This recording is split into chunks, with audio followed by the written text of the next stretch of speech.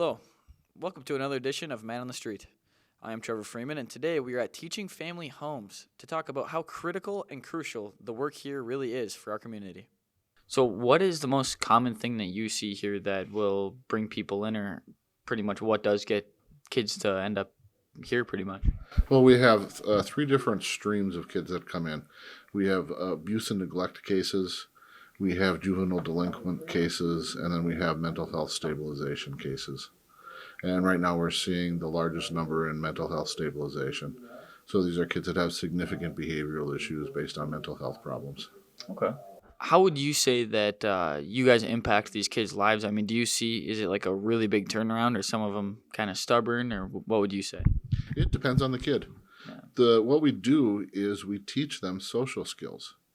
These are the skills that you take for granted that you're being taught by your parents at home. How to respond to other people appropriately, how to look somebody in the eye when you talk to them, how to respond to questions with a normal voice tone, how to follow instructions, things like that. What would these kids be doing throughout the days, I guess? Well, the days are very structured because they need that structure. Yeah. Most of the kids that are coming here are coming from an environment that is unstructured. So we replace that with a high level of structure so they have academic time. All of the interactions that they have with the staff, or most of them, are cataloged and written down on a point card.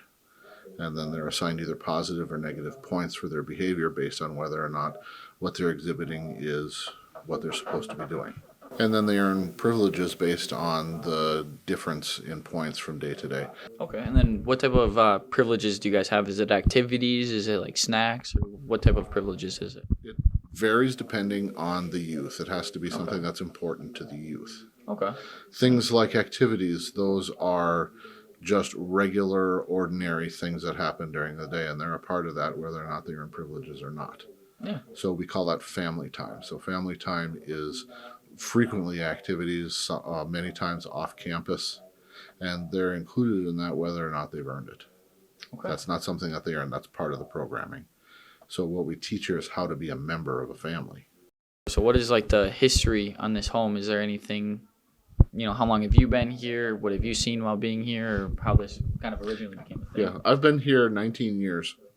This started as an answer to a problem. There was no treatment locally for kids that had behavioral problems. They had to be sent either downstate or out of state. Okay. So a local group of citizens got together and they put together a group that went to Boys Town in Nebraska. It's wow. Father Flanagan's Boys Town, Okay. who at the time was licensing organizations to work with the model of care that they were working with. Now this is in the 1980s.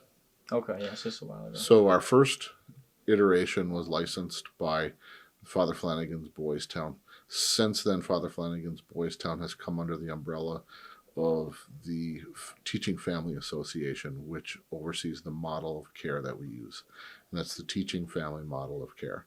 What we're doing is we're teaching how to be a member of a family. Okay. What is the end goal here, pretty much? What would you say? The end goal is to have kids that leave here that recognize that they're in charge of the decisions that they make, and that it empowers them to make their life better.